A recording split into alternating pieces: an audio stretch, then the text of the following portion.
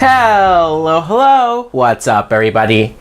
My name is Mike Brown, aka Review King MB, and I am here to talk about and review X-Men, which, as you can see, this is the X-Men Trilogy Pack.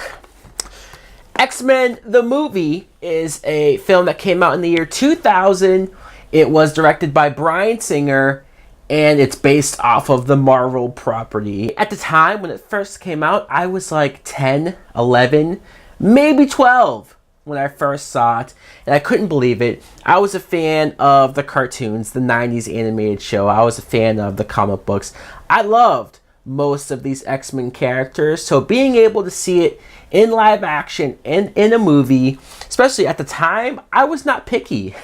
I was not somebody who was like, oh, they changed this, they changed that, this is different. Where's their colorful costumes? I didn't care about that. I was just grateful to see these characters portrayed in any way. The plot is we see a group of mutants, a bunch of different mutant characters who you're seeing their place in the world, them developing their powers, dealing with their powers. But not all of them are good. There is one mutant in particular, Magneto, who does not like humanity, and actually for some kind of good reasons. So he has this device that's going to enable him to give off this large radar thing, sonar thing, and it's going to infect humans with mutant powers. And if the humans become mutants, then there won't be this war with humans versus mutants and this registration act that's going on. Kind of makes sense, but the problem is that this isn't natural. A lot of these humans that will be infected will eventually end up dying. So the X-Men have to stop Magneto. Obviously, I enjoy it. There is so much things that I do like about the movie. I know that X-Men purists, people who are like diehard with the comics, they might not care for the movie for certain reasons, like I said, about things being changed, characters being a little different, or not seeing their comic book like costumes.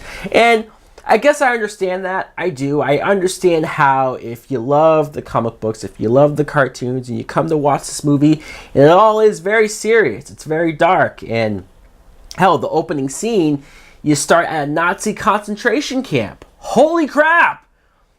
Who would have guessed that a superhero movie, especially for this time, would have gone in that direction? If that's not a better introduction to the Magneto character and to understand why he hates humanity, for what was done to him and his family just for being Jewish, never mind being a mutant.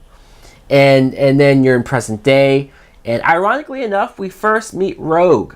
Rogue is played by Anna Paquin, who she's probably the most different from her comic book version. In the comics, she's very quirky, where Anna Paquin plays her very straight, very teenage, a little angsty.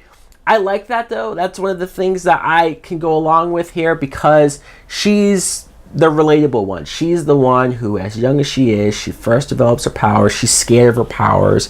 She hurts people as soon as she touches them, skin to skin, and she goes on the road. I love when she meets Wolverine, who is like a caged fighter at bars and whatnot, and him just reluctantly taking care of her. And she looks at him as almost a father figure, especially throughout the movie. I really like their dynamic. I really like their relationship. But it's so insane, especially after all of these years, to go back and see Hugh Jackman as Logan, as Wolverine in this very first film, because he's so good. He is. He's so great at playing this guy who was emotionally cut off to the world. He doesn't have a memory of the last, previous few years, so he's on the road by himself as well. He's reluctant to join this team. In fact, when he first gets to the school and he's hearing the names of everyone around him, Cyclops, Storm, he looks at Professor Xavier and says, "What do they call you, Wheels?" I love it. And I think Hugh Jackman plays him as well, especially because he originally wasn't supposed to be Wolverine. He was brought in 2 weeks into shooting. Trust me, this worked out. Hugh Jackman was the better get I know he's not as short as Wolverine is supposed to be, and I know some people have issues with, but like, he's great. There's Patrick Stewart, like I said, is Professor Xavier, who, if he doesn't embody what Professor Xavier should be like and look like, I love how warm, friendly, and earnest he is, especially in this first movie. Very welcoming. Jean Grey is played by Famke Janssen, who I very much like her. I like that they sort of subtly throw out what her powers are and how unlimited they can be. She is with Scott Summers, who's played by James Marsden, Cyclops. And I tried to rewatch this movie and I wanted to think, do they do Cyclops justice? Do they give him enough to do? At first, it doesn't really seem like it. At first, he's just standing there. He looks the part. I like the visor and the eyes that he has, those abilities, how it looks. But there are moments, especially with him and Wolverine, where Wolverine's kind of being a dick and confrontational, and Cyclops just stands there and takes it. I'm like, come on. You can call the shots a little bit. You can get in his face a little bit. You could show that you're the leader, the team leader. And it's not till probably the last act of the movie where he does look more like the leader of the group, because Wolverine just joining, he's very new, he's asking questions, he doesn't know what's going on, and Cyclops is having to tell him what to do, or having to call the shots and tell everyone what to do. So I'm like, okay, he does come across more as a leader. I still do think we could have got a little bit more with him. Halle Berry plays Storm, and this used to not bother me as much. I just was like, yeah, Halle Berry as Storm, fine. Nowadays, I watch her as Storm, and I just think she's fine. She's serviceable. I do think that there's probably another actress that could have played her better. There is a certain presence that I think Storm should have, and Halle Berry just, at the end of the day, maybe just looks the part, but the accent she's going for, I don't know if 100% works. The moment where she faces off against Toad and has that weird line about everything that happens when you get struck by lightning to a Toad, or whatever she says, I'm like, that just doesn't sound right. Magneto is played by Ian McKellen, and I think he is great. He is. He has moments where he comes off as a little sinister and a little scary, but then he has other moments where, again, relatable, believable. You understand his hatred. But the scene where they're at like the train station and he has all those cops and he twists their guns on them, the one bullet that's in front of the guy, like, those are moments where you're like, they've done it. They captured not only X-Men and mutant powers, but the Magneto character. His brotherhood, I guess you could call them, Mystique.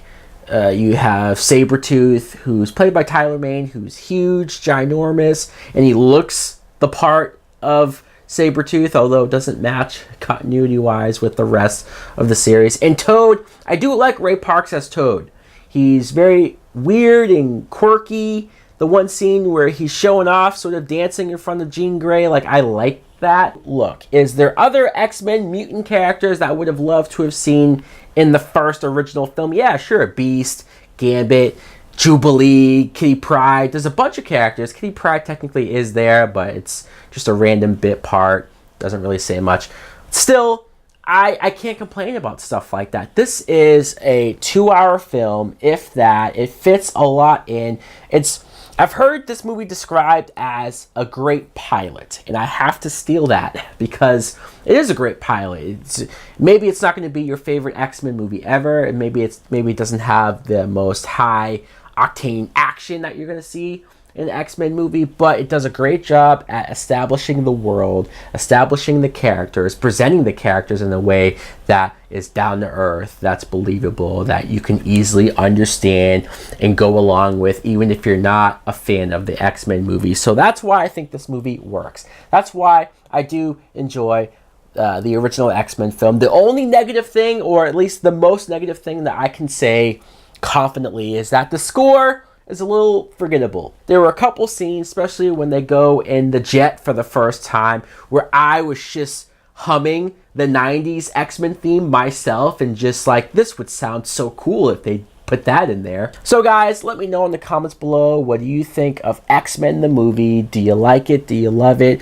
Or are you one of those people that's like, no, they changed my X-Men. This is not my X-Men. I hate that they wear black leather outfits, but it's like, did you really expect them to wear yellow spandex?